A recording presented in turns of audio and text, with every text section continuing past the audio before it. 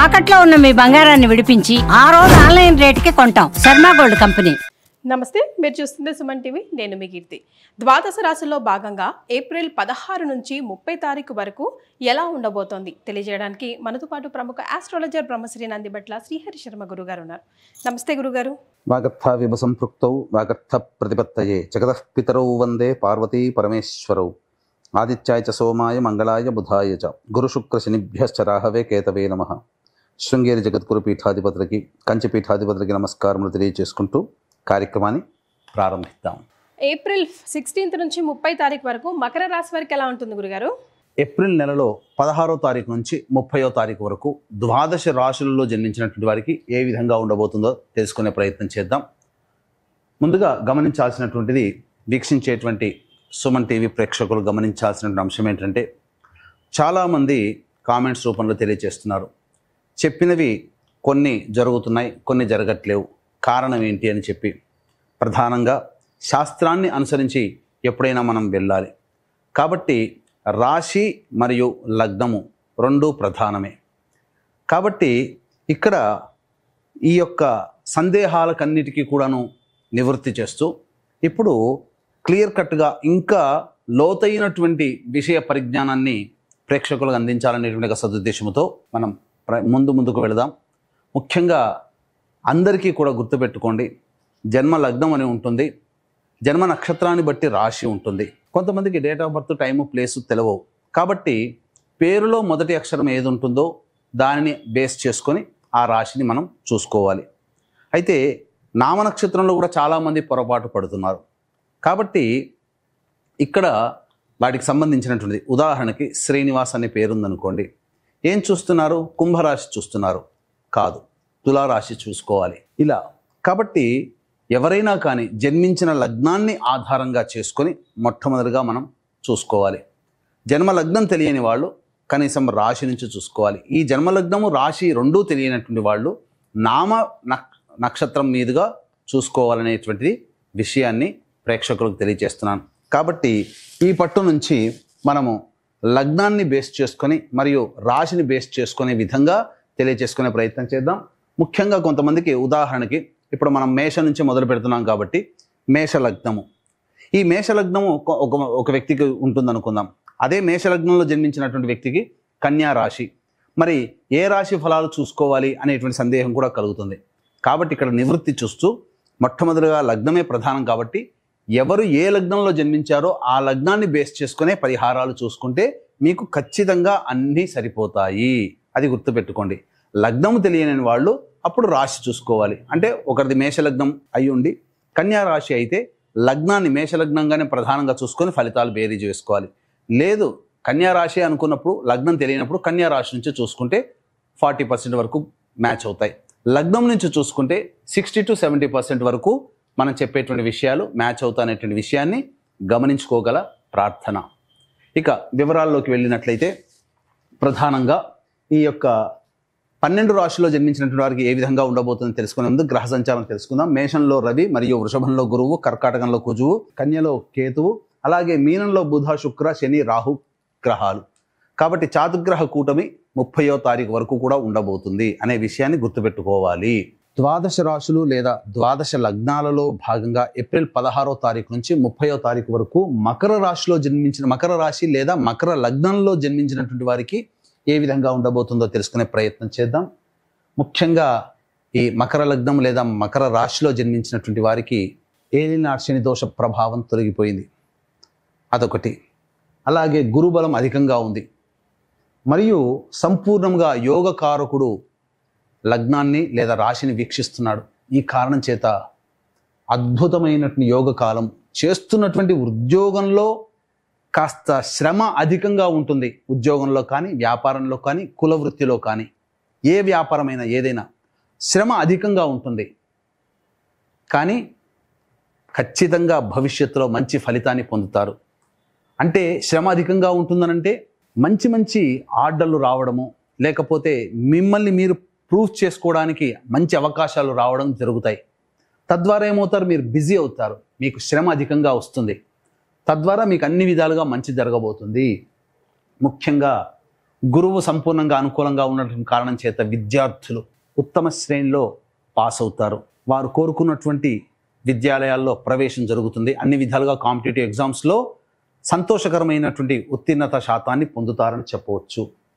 మరీ ముఖ్యంగా రాశికి మరియు మకర రాశికి మకర లగ్నానికి యోగకారక గ్రహం వీక్షణ సంపూర్ణంగా ఉండడం చేత అత్యుత్సాహముతో పనులన్నీ ముందుకు జరుగుతాయి. కానీ తుదకంటూ పోరాటం చేసే ప్రయత్నాన్ని మారకండి. ఎందుకనంటే అన్నీ బాగున్నాయి, కానీ యోగకారక గ్రహము బలహీనంగా ఉన్నటువంటి కారణం చేత ఏం జరగబోతుంది, ముఖ్యంగా మధ్యలోనే ఆ పనిని వదిలిపెట్టాల్సినటువంటి పరిస్థితి కానీ, లేదా ఆ చేస్తున్న పని ప్రారంభిస్తారు, లేదా ఏ పని మొదలుపెట్టినా మధ్యలో ఆ పని మీద ఆసక్తి తగ్గిపోతుంది. కాబట్టి ఆసక్తిని కోల్పోకుండా తుదకంటూ పోరాటం చేయండి. అద్భుతాలు మీరు ఈ యొక్క 15 రోజుల్లో సృష్టిస్తారని చెప్పవచ్చు. ముఖ్యంగా చిరకాల వాంఛగా ఇంటిని సొంతం చేసుకోవాలనుకునేటువంటి వాళ్ళు కొంత ఇక్కట్లు పాలవ్వక తప్పదు. లోన్లు అన్నీ అవుతున్నట్టుగానే అనిపిస్తాయి, లోన్లు శాంక్షన్ కాకపోవడం, వాహనాన్ని నడిపేటప్పుడు జాగ్రత్తలు పాటించాలి. అన్నిటికంటే ముఖ్యంగా ఆత్మవిశ్వాసమే మీ పెట్టుబడి, మీ ఆయుధం అనే విషయాన్ని గమనించుకోండి. ఇదొక్కటి చాలు, అంత యోగదాయకంగా ఉంటుంది. గ్రహాలన్నీ కూడాను అనుకూలంగా ఉండబోతున్నాయి. విదేశీ యానము, విదేశీ విద్యకు చేయాలనుకునే వాళ్ళు మాత్రం దేవతా అనుగ్రహాన్ని పొందే ప్రయత్నం చేయాలి. వివాహం కాని అబ్బాయిలకి అమ్మాయిలకి వివాహ సంబంధాలు కుదిరే అవకాశం ఉంటుంది. ప్రధానముగా సంతానము కోరేటువంటి వ్యక్తులు, సంతానము ఆల్రెడీ గర్భం దాల్చినటువంటి యువతులు 3వ వారములో జాగ్రత్తలు పాటించాలి. ఆఖరి వారంలో మంచి జరగబోతుంది. ఇది ఈ యొక్క మకర లగ్నం లేదా మకర రాశిలో జన్మించినటువంటి వాళ్ళు పాటించాల్సినటువంటి నియమాలు. ఈ యొక్క మకర లగ్నము మకర రాశి వారే కాకుండా 12 లగ్నాలు లేదా 12 రాశులలో జన్మించినటువంటి వారికి ఈ విశ్వావసునామ సంవత్సరం సంకల్పం నెరవేరాలి ఈ యొక్క సంవత్సరంలో. అలాగే ప్రతి నెల వాళ్ళకి గ్రహచారాలు, గ్రహగతులు మారుతూ ఉంటుంటాయి. ప్రతి నెల మారేటువంటి గ్రహాలు మీకు అనుకూలంగా ఉండాలి అనంటే మంచి మంచి కార్యక్రమాలు, దేవతా అనుగ్రహాన్ని పొందే ప్రయత్నం చేయాలి. విశ్వేశ్వరుని యొక్క ఆజ్ఞ మేర ఏప్రిల్ 18వ తారీఖు రోజున మీ సంకల్పం నెరవేరాలి. 12 నెలల పాటు మారేటువంటి గ్రహాల యొక్క స్థితిగతులకి అనుగుణంగా గ్రహానుగ్రహం కలగడం కోసం, జాతకరీత్యా ఉన్నటువంటి దోషాలు తొలగిపోవడం కోసం సంకల్ప సిద్ధి హోమాలు, సర్వదోష నివారణ పూజల హోమాలు అనేటువంటివి సంవత్సరం పాటు చేయడం జరుగుతుంది. వీటికి శ్రీకారం కాశీ క్షేత్రంలో ఏప్రిల్ 18వ తారీఖు రోజున ప్రారంభమవుతుంది. అవకాశం ఉన్న వాళ్ళు ఇట్టి మహత్తరమైనటువంటి కార్యక్రమంలో సభ్యులుగా ఎలా చేరాలనుకునే వాళ్ళు కార్యక్రమ తదనంతరం కాంటాక్ట్ చేసి పూర్తి వివరాలు తెలుసుకోవచ్చు. ఇక ఆలస్యం చేయకుండా 16వ తారీఖు నుంచి 30వ తారీఖు వరకు ఏ విధంగా ఉండబోతుంది మకర రాశి లేదా మకర లగ్నంలో జన్మించినటువంటి వాళ్ళకి తెలుసుకుందాం.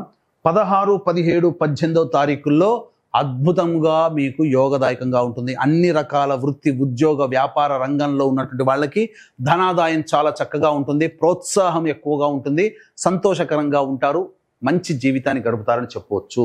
19, 20 తారీఖుల్లో ఖర్చులు అధికంగా ఉంటాయి కాబట్టి జాగ్రత్తలు పాటించండి.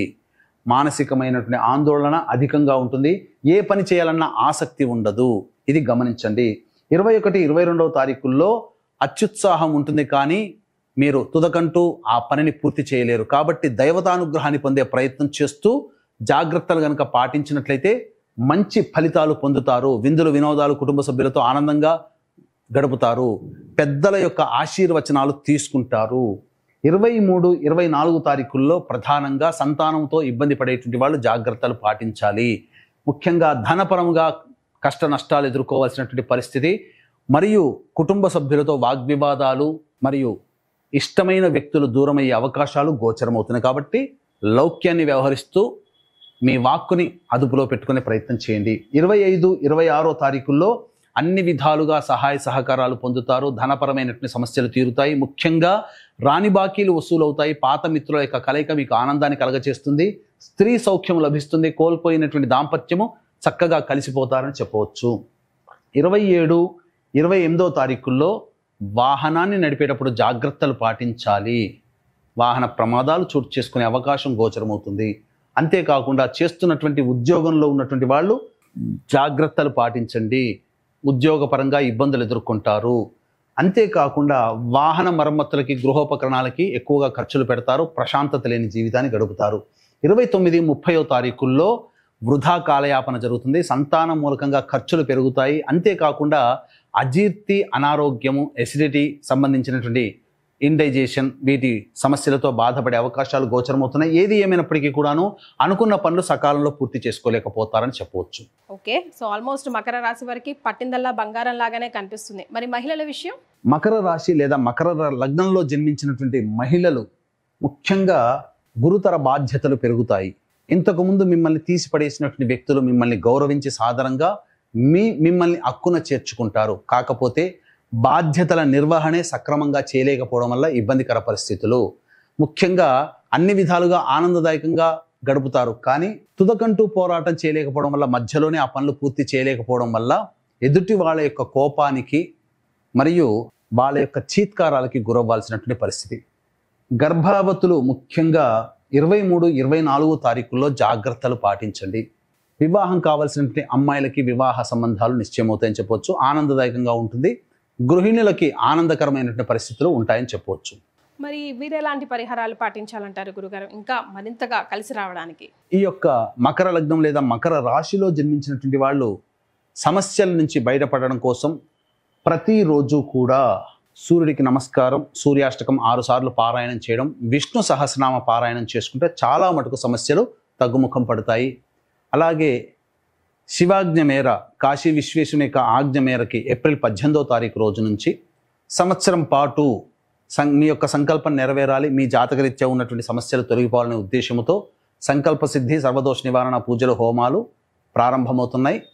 ఏప్రిల్ 18వ తారీఖు రోజున అవకాశం ఉన్న వాళ్ళు ఇటు కార్యక్రమ తదనంతరం కాంటాక్ట్ చేసి పూర్తి వివరాలు నమోదు చేసుకోవచ్చు. చాలా సంతోషం గురుగారు, ధన్యవాదాలు. సర్వం శ్రీ ఉమామహేశ్వర పరబ్రహ్మార్పణమస్తు.